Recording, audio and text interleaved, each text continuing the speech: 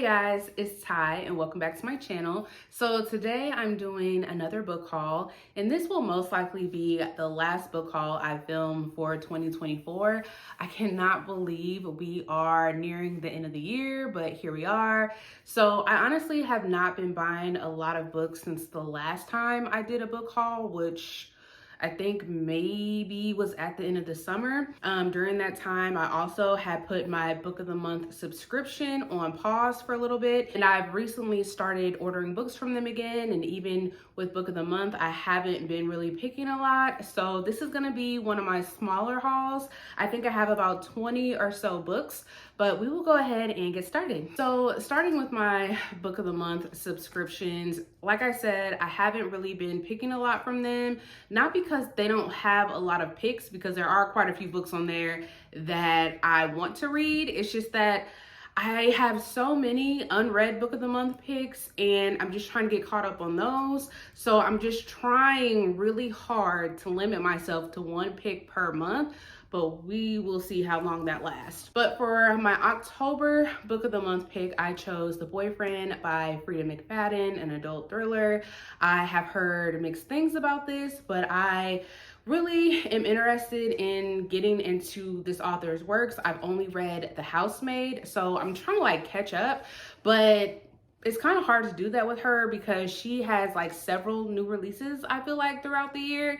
So this is her newest one. It just says, she's looking for the perfect man, he's looking for the perfect victim. So hopefully I like this. The only other pick I have is this one. This was my November pick. So this just says The Teller of Small Fortunes by Julie Leong. I'm not sure if this is adult or a young adult fantasy, but I decided to pick this up because I have heard some early reviews and people have been really enjoying it. And it says, a wandering fortune teller finds an unexpected family. And I have not had the best luck with cozy fantasy, so I'm hoping this will work for me. But let's just take a second to like appreciate this cover because I love it. Hopefully I will love this book. So now we are gonna go ahead and get into all of my fantasy books, and I have been buying a lot of romanticies or fantasy romances, however you want to say that. I've been buying a lot of those. I'm not really sure if it's because that's the type of mood that I'm in. I don't know. I've just been hearing so many people talk about fantasy romances, and now I'm interested. So I went ahead and purchased quite a few. So starting with this one, I got The Ashes and the Star-Cursed King by Carissa Broadbent. This is actually book 2 in the Crowns of Nyaxia series. I read book 1, I think it was earlier this year. It was either earlier this year or late last year. I read it. I thought it was good. It's definitely not like a new favorite, but I wanted to go ahead and continue on with the series. It's dealing with the romance between a vampire and half vampire. I think she was. Yeah, I'm gonna have to brush up on that because I don't remember. But I have been hearing so many people have like just really been enjoying the series. So like I said, I enjoyed the first one well enough, so I have been influenced to go ahead and continue on with the series. So I got this. Then the next one I got is Once Upon a Broken Heart by Stephanie Garber. I think this is a YA fantasy romance. This is the author, in case you're not familiar with Stephanie Garber, she wrote the Caraval series. I had that series, like the entire series at one point, and I just never read it. And I had that series for like years and I unhauled it. But I've heard a lot of buzz about this one. Well, not buzz, it's been out for a while. I think the series is complete, it's a trilogy. And a lot of people have really enjoyed this. It says, Evangeline Fox has always believed in true love and happy endings until she learns that the love of her life will marry another.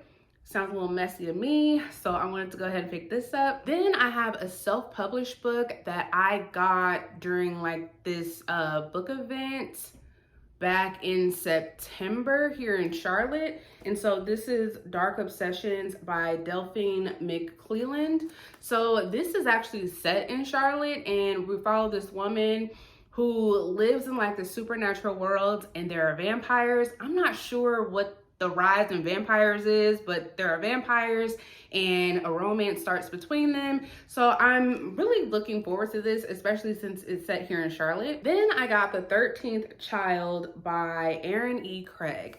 I'm gonna be completely honest and just say I bought this because of the cover, the gold sprayed edges. I thought it came with like a bookmark, but it doesn't. The outside of it is really pretty. It's definitely a cover buy. I honestly don't even remember what this is about. But this is the same author that wrote House of Salt and Sorrows, a really popular book by this author. I read that a few years ago. I thought it was fine, but this one definitely caught my attention. So basically it's about this girl. She's the 13th child. She's been promised to one of the gods. She spends her childhood waiting for her benefactor, the god of death, to arrive and take her away. So I'm really excited for this one. But yeah, I just love this cover. And I think this author, all of her books have really pretty covers, so this one isn't really a surprise. So then we have Guild by Raven Kennedy. This is part of the Plated Prisoner series. And this book actually has some new covers. They are white and gold hardbacks. They are so pretty, but I actually kind of like this one as well. So I got this one. But this is also another fantasy romance. I'm not really sure what it's about, but it says there is romance, intrigue, and danger in this gilded world that will grip you from the very first page. Now, I have been forewarned by one of my friends that they said that this book didn't really get that good until book 4. So I have no idea what possessed me to pick this up, because I'm just one of those people that I don't necessarily like when someone's like, oh, you have to read a few books for it to get good. That's not really a selling point for me. But I was just, something about this really intrigued me, so I wanted to pick it up. Then another popular one that I've been seeing going around is Throne of the Fallen by Carrie Maniscalco. For some reason, I'm questioning whether or not this is like the first book. I hope it is. I think it is. I think I got the first one, but I went ahead and got this edition because I love the pink and the purple. I don't know what this series is called, but I believe it's the first book in a series, and it says, a dark prince battling an impossible curse, a mysterious artist with secrets of her own, one last chance to be set free. So I'm looking forward to this, and this is stunning. I hope if I enjoy this and I go to get book 2, that they have another edition just like this, because I hate when I can't get the books in the same edition. But I'm really trying not to buy a complete series until I read the first one to make sure I like it. So hopefully it's good. My last fantasy romance that I got, or romancy, like I said, however you want to say that, it is When the Moon Hatched by Sarah A. Parker. Now, this is one that has been getting a lot of buzz, especially over on Book Talk, from what I hear. I'm not really on Book Talk like that, but from what I hear, the people over there are really liking this one. However, I did not realize how big this book is. I don't know when I'm going to get to this, but whenever I do, it has to be at a time where I actually have the time to read it. So I'm not sure what this is about. And from what people have been saying is that it hasn't been marketed very well, but I do know that there are dragons. If you couldn't tell, there's like a dragon up here. So that's all that I got. Hopefully I like this one as well. So I do have some other fantasy books. And so one of them that I have is Dreadful by Caitlin Rozakis. I bought this from Barnes & Nobles because I just thought like the sprayed edges were so pretty and it sounded good. It sounded like it's gonna be fantasy with like a lot of humor in it. And to be honest, I did try to pick this up in October. I got like 12 pages in and it was not doing it for me. I don't know why. I was just not able to like focus on it. So I went ahead and put it down. I didn't count it as a DNF because 12 pages really isn't enough to really determine whether or not I'm gonna enjoy something. But this one is about this wizard Gav, who has kind of like lost his memory, and he wakes up in this castle and realizes that he has someone hostage and does not remember what happened. So at the beginning of those 12 pages, like, he wakes up and realizes this is what's going on. So I'm gonna try this again. Not sure when, but eventually I will. So then I got The Gods Below by Andrea Stewart. It's the first book in the Hollow Covenant. I think it's gonna be a duology. Don't quote me on that, but I've been hearing some really mixed things about this one. So if you're not familiar with Andrea Stewart, she is the one that wrote the Bone Char Daughter trilogy, which I really enjoyed. I have a video dedicated to that series. I will leave that link down below in case you guys are interested. But I've been hearing mixed things about this, and so I'm kind of nervous, but I am still excited to get into it. But it just says, a story of magic, betrayal, love, and loyalty, where two sisters will clash on opposite sides of a war against the gods. The one big selling point about this for me is that it involves two sisters. I love anything that involves sisters, so hopefully it's good. So I also got An Academy for Liars by Alexis Henderson. I actually already read this. I gave this 3 stars. I talked about this in my recent read, so I'll have that link down in case you guys want full thoughts over it. But I thought this was fine. The second half definitely was a lot better than the first half. But we followed this girl, Lennon, and she is selected to go to Drayton College. And so it's basically a college that like recruits people when they're at like their lowest moment, and they go there and they learn the art of persuasion. While she's in the middle of like classes, there is this mystery that takes place, and so the story kind of takes off from there. Like I said, it was fine. This is my first book by this author. I have heard really good things about her other books, so I am interested in checking those out, but this one didn't quite live up for the hype for me like I was hoping it would. Then the last fantasy book that I have here is Air by Saba Tahir. This is a new book in her newest series, but it's like, I guess we can consider it a spinoff from her Ember and the Ashes series that came out like years ago. I actually just finished that series maybe like a year or 2 ago at this point. So I'm excited about this. I honestly haven't heard anybody talk about it, so I'm not even really sure what to expect. But it says, an orphan, an outcast, a prince, and a killer who will bring an empire to its knees. I have no hesitations with this one. I really enjoyed her Ember and the Ashes series, so I'm kind of expecting to enjoy this one as well. So my next couple of books that I want to talk about are some romances. The first one is Still Beating by Jennifer Hartman. Not really sure what this one is about, but I have been told that like this cover is very deceiving because this book has a lot of triggers. So I'm really curious to see how I'm gonna feel about this one. But this was like another cover buy. This cover to me is just stunning. I think this is like a cover change because there used to be different covers for this one, but I'm real curious to see how I'm gonna feel about this book. The other 2 romances I have are holiday romances. I'm trying to get prepared for the month of December. So the first one that I have is The Most Wonderful Time by Jane Allen. So this is the same author that wrote the Black Girls Must Die Exhausted series. Really enjoyed the first book in that series. I don't think that it needed to be a series, but nonetheless, I read all of them. I also have a video for that series. If you guys are interested, I will have that link down below. But this one is following Ramona and Chelsea. And I think they take a trip and romance ensues.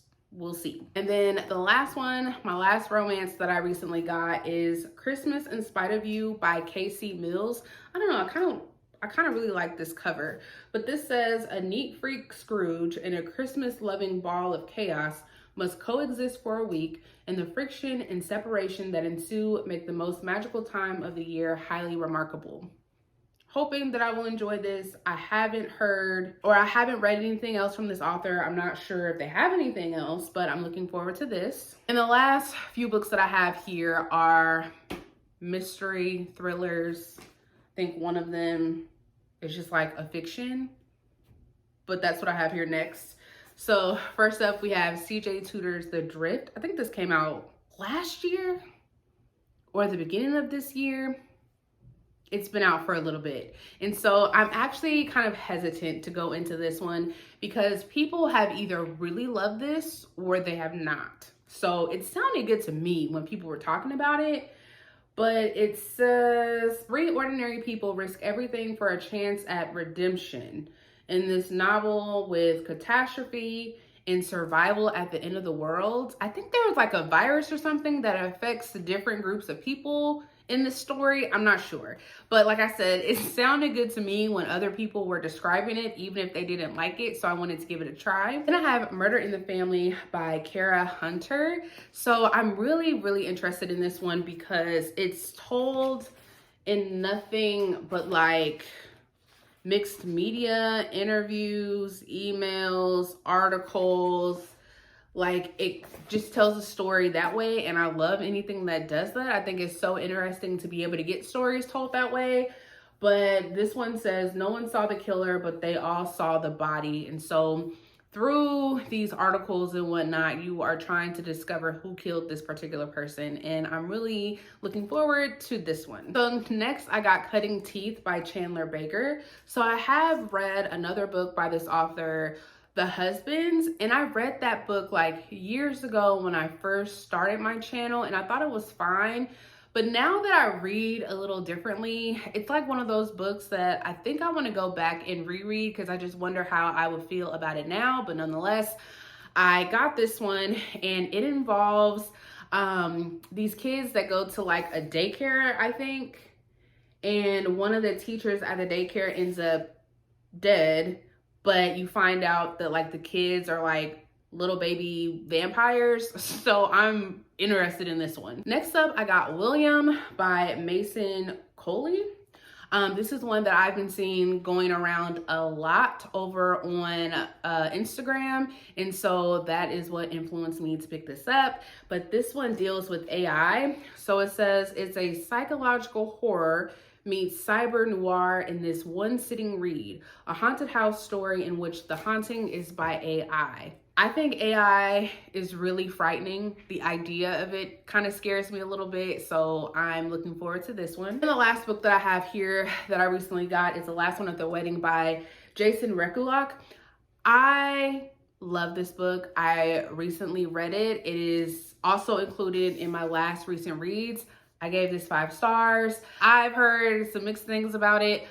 Just like I said in that video, if you are somebody that liked his last book, Hidden Pictures, I'm not sure you're gonna like this one as much. If you're like me and thought Hidden Pictures was fine, then maybe this one will work a little bit more for you. But in this one, we're following this father. He has been estranged from his daughter. His daughter reaches out and invites him to this wedding, to this really wealthy guy. He just has a lot of suspicions about the family that his daughter is about to marry into, and some things happen at the wedding, and we follow the story from there.